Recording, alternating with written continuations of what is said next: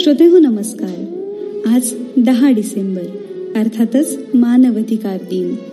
पण मानवाधिकार म्हणजे नक्की काय, याचा आपल्याला काय उपयोग, हे आणि असे अनेक प्रश्न आपल्या मनात अगदी सहजच येतात. तर आजच्या मानवाधिकार दिनानिमित्त मानवाधिकार याविषयी साक्षर होण्याचा प्रयत्न करूया. ऐकूया समन्वित कार्यक्रम साक्षरता मानवाधिकाराची. कार्यक्रमात ऐकूया प्राध्यापक डॉक्टर अरुण शिंदे आणि डॉक्टर विवेक धूपदाळे, विधी अधिविभाग प्रमुख, शिवाजी विद्यापीठ कोल्हापूर यांची मनोगत. ही आकाशवाणी सांगली केंद्राची निर्मिती आहे. सुरुवातीला ऐकूया प्राध्यापक डॉक्टर अरुण शिंदे यांचं मनोगत. नमस्कार. 10 डिसेंबर हा जागतिक मानवाधिकार दिन म्हणून जगभर साजरा केला जातो. सर्वप्रथम आपणा सर्वांना जागतिक मानवाधिकार दिनानिमित्त शुभेच्छा. आज आपण मानवाधिकार म्हणजे काय, मानवाधिकारांची संकल्पना, व्याप्ती, मानवाधिकाराचा आंतरराष्ट्रीय जाहीरनामा, भारतीय राज्यघटनेतील मानवाधिकारांचं प्रतिबिंब आणि मानवाधिकारांशी निगडीत यंत्रणांचा परिचय करून घेऊया. मानवाधिकार म्हणजे नेमकं काय, या संदर्भात आपण पहिल्यांदा जाणून घेऊया. सर्व माणसांना नैसर्गिक हक्क असतात. त्यांचे हक्क स्वतःकडून आणि संबंधित राष्ट्राकडून संरक्षित केले गेले पाहिजेत. मानवी हक्क म्हणजे असे हक्क जे सर्व माणसांना जन्मतः प्राप्त होतात आणि ते त्यांच्यापासून वेगळे करता येत नाहीत. संयुक्त राष्ट्रसंघाने 1948 साली मानवाधिकारांचा जागतिक जाहीरनामा घोषित केला आणि मानवाधिकारांशी निगडीत विविध प्रश्नांवर जगभर अनेक करारनामे झालेले आहेत. या करारनाम्यांना संयुक्त राष्ट्रांच्या सभासद राष्ट्रांनी मंजुरी देऊन त्यांच्याशी कटिबद्ध राहण्याचा निश्चय केलेला आहे. मानवाधिकार हे माणसाला जन्मतः मिळालेले असतात, ज्यांच्याशिवाय आपण माणूस म्हणून जगू शकत नाही. दुसऱ्या शब्दात सांगायचे म्हणजे मानवी अधिकार म्हणजे असे अधिकार जे माणसाच्या व्यक्तिमत्व विकासासाठी, मानवी मूल्यांच्या जपणुकीसाठी, संवर्धनासाठी, बौद्धिक वैचारिक सदसर विवेक बुद्धीच्या वाढीसाठी आवश्यक असतात. मानवी अधिकारांची व्याप्ती मोठी आहे. यामध्ये एकीकडे पारंपरिक हक्क आणि राजकीय हक्क यांचा समावेश होतो, तर दुसरीकडे नव्याने विकसित झालेल्या आर्थिक, सामाजिक आणि सांस्कृतिक हक्कांचाही समावेश होतो. माणूस हा जन्मतः अधिकार आणि प्रतिष्ठेच्या दृष्टीने समान आहे. मानवी अधिकाराशिवाय आपण माणूस म्हणून जगू शकत नाही. या धारणेतून मानवी अधिकार निर्माण झालेले आहेत. या अधिकारांमध्ये सर्व मूलभूत स्वातंत्र्याचा समावेश होतो. प्रत्येक व्यक्तीच्या जीविताची हमी, प्रतिष्ठा आणि मूल्ये यांचा आदर राखला जातो. संरक्षण मिळवणे हे मानवी अधिकाराचे पायाभूत तत्व आहे. प्रत्येक स्त्री पुरुष हे समाजाचे घटक असतात. ते एकमेकांवर अवलंबून असतात. अधिकार आणि प्रतिष्ठेच्या बाबतीत ते समान आहेत. सरसर विवेक बुद्धी आणि समज यांनी ते प्रेरित झालेले असतात. यातूनच मानवी अधिकाराची संकल्पना उदयाला आली. समाज हा विशिष्ट तत्वप्रणालीने चालत आलेला असतो. ही तत्वप्रणाली समाजाचे सदस्य, संस्था, संघटना यांच्या कृतीला नियंत्रित करीत असते. प्रत्येक शासनावर नागरिकांचे मानवी अधिकार संरक्षित करण्याची आणि त्यांची हमी देण्याची जबाबदारी असते. जीविताचा हक्क, स्वातंत्र्याचा हक्क आणि सुरक्षिततेचा हक्क हे मूलभूत हक्क आहेत. हे हक्क किंवा अधिकार सर्व नागरिकांना मिळालेच पाहिजेत याची काळजी शासनाने घेतली पाहिजे. त्यात धर्म, जात, वंश, वर्ण, लिंग किंवा जन्मस्थान या आधारे कोणताही भेदभाव करता कामा नये. प्रत्येक माणसाला कायद्याच्या मदतीचा आणि संरक्षणाचा अधिकार असतो. कायदेशीर प्रक्रियेशिवाय कोणालाही अटक किंवा शिक्षा करता येत नाही. माणसं एकमेकापासून भिन्न असतात, परंतु मानवी अधिकाराच्या संकल्पनेनुसार मनुष्य कुठल्याही धर्म, जात, जमात, वर्ण, लिंग, भाषा, वंश व जन्मस्थळाचा असला तरी तो समान असतो. त्याला समानतेची वागणूक मिळायला हवी. मानवी व्यक्तिमत्वाचा सर्वांगीण विकास करण्याची हमी देणे हा सर्व समाजांचा आणि त्यांच्या शासनाचा मूळ हेतू असतो. जगण्याचा अधिकार हा नैसर्गिक अधिकार आहे, मात्र सन्मानपूर्वक जीवन जगणे हा मूलभूत अधिकार आहे. प्रत्येक व्यक्तीला सन्मानपूर्वक जीवन जगण्याची हमी देण्याच्या राष्ट्रीय व आंतरराष्ट्रीय संस्था संघटनांच्या उद्दिष्टामधून मानवी अधिकार जन्माला आलेला आहे. व्यक्तीबरोबरच प्रत्येक बालकास जगण्याचा, स्वातंत्र्याचा व सुरक्षितताचा अधिकार आहे. त्याचबरोबर शिक्षण, आरोग्य आणि इतर अधिकार सुद्धा सन्मानपूर्वक जीवन जगण्यासाठी आवश्यक असतात. समता आणि प्रतिष्ठा ही मानवी अधिकाराची मूलभूत तत्वे आहेत. मानवी अधिकाराची संकल्पना अत्यंत व्यापक आहे. मानवी अधिकार हे नैसर्गिक असल्यामुळे राजसत्तेच्या ते आधी येतात. प्रत्येक व्यक्तीला हे हक्क केवळ तो माणूस आहे या गुणामुळे प्राप्त होतात. हा मानवी अधिकाराचा मूलभूत सिद्धांत आहे. मानवी अधिकार हे राज्य निर्मित नसल्यामुळे राज्याला ते प्रतिबंधित करता येत नाहीत किंवा कमी करता येत नाहीत. हे मानवी अधिकाराचं महत्वाचं वैशिष्ट्य आहे. आपण आता मानवी हक्कांची वाटचाल कशी झाली ते थोडक्यात समजून घेऊया. 1215 साली मॅग्ना कार्टा सनद जी इंग्लंडमध्ये लागू झाली, त्याच्या काही कलमामधून मानवी अधिकारांची किंवा मानवी स्वातंत्र्याची हमी दिलेली आढळून येते. आधुनिक काळामध्ये जागतिक मानवाधिकाराचा जाहीरनामा घोषित होण्यापाठीमागे दुसऱ्या महायुद्धाची पार्श्वभूमी होती. विशेषतः पहिले महायुद्ध आणि दुसरे महायुद्ध या काळामध्ये झालेली प्रचंड हिंसा, मानवी जीवनाची शोकांतिका, माणसांच्या सर्व अधिकारांचं झालेलं खच्चीकरण, या सगळ्यातून मानवी अधिकाराची संकल्पना पुढे आली. विशेषतः दुसऱ्या महायुद्धानंतर संयुक्त राष्ट्रांची स्थापना झाली आणि संयुक्त राष्ट्रांनी जगभरातल्या मानवी अधिकारांच्या रक्षणासाठी जागतिक मानवाधिकाराचा जाहीरनामा 10 डिसेंबर 1948 रोजी स्वीकारला. हा जाहीरनामा अत्यंत महत्वाचा आहे. आपण आता या जाहीरनाम्यामधील काही तरतुदी समजून घेऊया. प्रत्येक नागरिकाला स्वातंत्र्याचा जन्मसिद्ध हक्क आहे.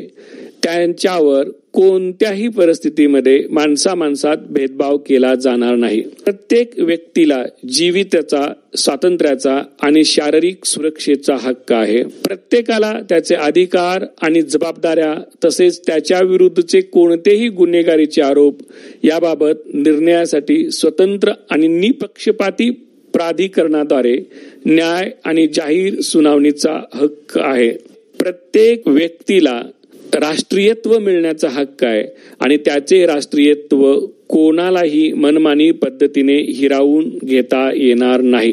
वंश, राष्ट्रीयत्व किंवा धर्म अशा कोणत्याही बंधनाशिवाय सज्ञान स्त्री पुरुषांना विवाह करण्याचा आणि कुटुंब रचण्याचा हक्क आहे. प्रत्येकाला विचार, सत्सविवेक आणि धर्म स्वातंत्र्याचा हक्क आहे. प्रत्येकाला मत आणि अभिव्यक्ती स्वातंत्र्याचा हक्क आहे. प्रत्येकाला शांततामयरित्या एकत्र येऊन सभा घेण्याचे आणि संघटन करण्याचे स्वातंत्र्य आहे. आता आपण आर्थिक, सामाजिक आणि सांस्कृतिक अधिकारांच्या जाहीरनाम्यातील काही कलमे समजून घेऊया. या जाहीरनाम्या आधारे सर्व आर्थिक, सामाजिक आणि सांस्कृतिक अधिकार सर्व स्त्री पुरुषांना समानतेने उपभोगता येतील. या जाहीरनाम्याद्वारे प्रत्येक व्यक्तीच्या रोजगाराची हमी करारनाम्यातील पक्षकार राष्ट्रे देतील. सर्व श्रमिकांना सुयोग्य वेतन, कोणत्याही प्रकारच्या भेदभावाशिवाय समान कामास समान वेतन, विशेषतः स्त्रियांना सारख्या कामासाठी सारखे वेतन, यासह पुरुषासाठी असलेल्या सोयी सवलतीपेक्षा कोणत्याही प्रकारे कमी सोयी सवलती असणार नाहीत. प्रत्येक व्यक्तीला स्वतःच्या आर्थिक तसेच सामाजिक हिताच्या वृद्धीसाठी आणि सुरक्षिततेसाठी कामगार संघटना बनवण्याचा अधिकार आहे. राष्ट्रीय मानवाधिकार आयोगामार्फत चौकशी करणे मध्यस्थी करणे, भेटी देणे, अवलोकन, मानवी अधिकाराचे गंभीर उल्लंघन करणाऱ्या व्यक्ती किंवा घटनांवर कारवाई करणे, मानवी अधिकाराच्या आंतरराष्ट्रीय कायद्यातील तरतुदी तपासून त्यांच्या अंमलबजावणीसाठी उपाय सुचवणे, मानवी अधिकारावर संशोधन प्रकल्प हाती घेणे, मानवी अधिकारांशी निगडीत सार्वजनिक सभा आणि खुल्या चर्चा करणे यांसारख्या गोष्टी राष्ट्रीय मानवाधिकार आयोगामार्फत केल्या जातात. राष्ट्रीय मानवाधिकार आयोगाला चौकशीचा अधिकार, तपासाचा अधिकार प्राप्त आहे. देश पातळीवर ज्याप्रमाणे राष्ट्रीय मानवाधिकार आयोग आहे त्याप्रमाणे प्रत्येक राज्याच्या पातळीवर राज्य मानवाधिकार आयोगाची स्थापना करणे केंद्र सरकारने राज्यांना बंधनकारक केले आहे. महाराष्ट्र राज्यामध्ये 6 मार्च 2001 रोजी राज्य मानवी आयोगाची स्थापना करण्यात आली. राज्यातील कोणतीही व्यक्ती त्यांच्या मानवी अधिकारांचं उल्लंघन झाले असल्यास राज्य मानवाधिकार आयोगाकडे तक्रार करू शकते किंवा जिल्हा मानवी अधिकार न्यायालयाकडे सुद्धा तक्रार करू शकते. याबरोबरच विविध घटकांच्या मानवी अधिकारांचे संरक्षण करण्यासाठी केंद्र सरकार व राज्य सरकारांच्याकडून काही विशिष्ट आयोगांची स्थापना करण्यात आलेली आहे. श्रोतेहो, आपण आतापर्यंत मानवाधिकार म्हणजे काय, मानवाधिकाराची संकल्पना, व्याप्ती समजून घेतली. आपण सगळेजण आपल्या मानवाधिकारांच्या संदर्भात सजग राहूया. आपले मानवाधिकाराचं संरक्षण करण्यासाठी आणि इतरांच्या मानवाधिकारांचं जतन करण्यासाठीही आपण कटिबद्ध राहूया. आपणा सर्वांना पुनश्च मानवाधिकार दिनाच्या शुभेच्छा. यानंतर ऐकूया प्राध्यापक डॉक्टर विवेक धूपदाळे, विधी अधिविभाग प्रमुख, शिवाजी विद्यापीठ कोल्हापूर यांचं मनोगत. नमस्कार. सर्वप्रथम सर्वांना आजच्या मानवी दिनाच्या भरपूर शुभेच्छा. मानवी अधिकार हे मानवाचे मूलभूत हक्क आहेत. मानवी हक्क व अधिकार हे जागतिक असून सर्वांना समान असतात. हे हक्क उपजत असतात. काही मानवी हक्क जसे जीवनाधिकार, यातनापासून मुक्तता, गुलामगिरीपासून मुक्तता, कोर्ट सुनावणीचा अधिकार, भाषण स्वातंत्र्य, वैचारिक व धार्मिक स्वतंत्रता हे प्रमुख हक्क मानले जातात. संयुक्त राष्ट्र संघाच्या मानवी हक्क उच्च आयुक्त कार्यालय व मानवी हक्क समिती ह्या 2 संस्था जागतिक स्तरावर मानवी अधिकार अंमलबजावणीसाठी प्रयत्न करतात. महिलांचे मानवी अधिकारांच्या बद्दल जर आपण बोललं तर भारतरत्न डॉक्टर बाबासाहेब आंबेडकरांच्या अध्यक्षतेखाली नेमलेल्या घटना समितीने जागतिक बदलत्या वातावरणाची नोंद घेऊन आणि भारतातील समता चळवळीचे नेते म्हणून महिलांना समान हक्क दिले. आपल्या स्वातंत्र्य लढ्याच्या मुख्य प्रवाहात सामील करून घेतले. स्वातंत्र्य, समता, बंधुत्व या 3ही घोषणा आधुनिक युगाच्या प्रेरक शक्ती आहेत. पंडित रमाबाई, डॉक्टर आनंदीबाई जोशी, ताराबाई शिंदे अशा कितीतरी ज्ञात अज्ञात स्त्रियांनी स्वातंत्र्योत्तर काळात स्त्री प्रश्नाची मांडणी करण्यास सुरुवात केली. गर्भलिंग चिकित्सा विरोधी कायदा, महिला आयोगाची स्थापना, महिला धोरण असे अनेक सामाजिक कायदे आणि सुधारणा सर्वप्रथम करून महाराष्ट्राने देशाला मार्ग दाखवला आहे. आंतरराष्ट्रीय स्तरावर जर पाहिलं तर संयुक्त राष्ट्र यांच्याद्वारा अनेक आंतरराष्ट्रीय समित्या स्थापन केलेल्या आहेत मानवी अधिकारांच्या संरक्षणासाठी. विद्यार्थ्यांच्या मानवी अधिकारांच्या बद्दल बोलायचं झालं तर कायदा शिकत असताना मानवी अधिकारांचं पण मौल्य जाणून घेणं हे प्रत्येक विद्यार्थ्याची जबाबदारी आहे. मानवी अधिकारांच्या बद्दल सरकारचं धोरण याबद्दल जर आपण विचार केला तर सरकारने मानवी अधिकारांच्या संरक्षणासाठी एक कायदा बनवलेला आहे 1993 साली. त्या कायद्यान्वये राष्ट्रीय स्तरावर व राज्य स्तरावर अनेक असे आयोगची स्थापना केलेली आहे, जेणेकरून त्या आयोगाची एक जबाबदारी असते की प्रत्येक क्षेत्रामध्ये मानवी अधिकारांचं संरक्षण व्हावं. बरेचसे कायदे मानवी अधिकारांच्यावर अवलंबून आहेत. मानवी अधिकार काही काळापूर्वी फक्त जन्मानंतरच लागू व्हायचा असा संभ्रम सर्व ठिकाणी होता. मानवी अधिकार हे जन्मा अगोदरपासून पण लागू केलेले आहेत. आणि त्याच्यानंतर जन्म झाल्यानंतर ते मृत्यूपर्यंत पण सर्व मानवी अधिकार सर्वांना समान उपलब्ध आहेत. आणि मृत्यूनंतर पण जो मृत व्यक्ती आहे त्याचं जे शेवटचं अंतिम विधी जी असते ती पण एक सन्मानपूर्वक पार पाडावी, ही पण एक प्रत्येकाची जबाबदारी असते.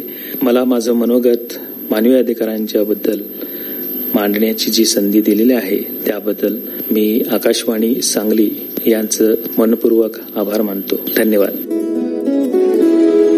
हीच मुची प्रार्थना, हेच मुचे मागणी. हीच मुची प्रार्थना, हेच मुचे मागणी.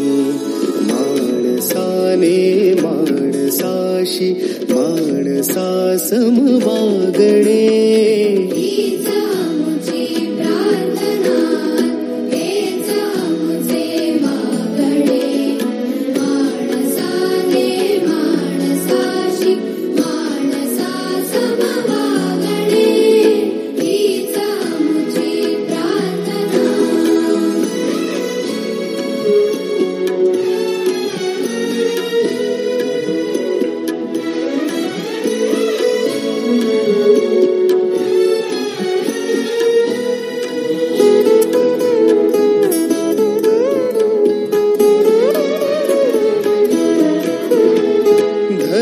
जाती प्रांत भाषा वेश सारे संपू दे. धर्म जाती प्रांत भाषा वेश सारे संपू दे. एक निष्ठा एक आशा एक रंगी रंगू दे.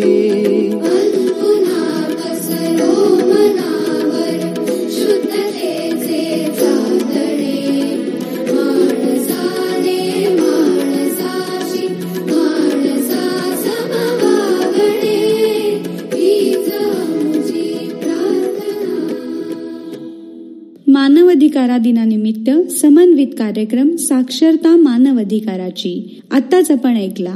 यामध्ये सहभाग होता प्राध्यापक डॉक्टर अरुण शिंदे आणि प्राध्यापक डॉक्टर विवेक धुपदाळे यांचा. या कार्यक्रमासाठी निर्मिती सहाय्य आणि सूत्रनिवेदन केलं होतं ऐश्वर्या पटवर्धन यांनी. आणि या कार्यक्रमाचे सादरकर्ते आहेत डॉक्टर दीपक ठमके. ही आकाशवाणी सांगली केंद्राची निर्मिती होती.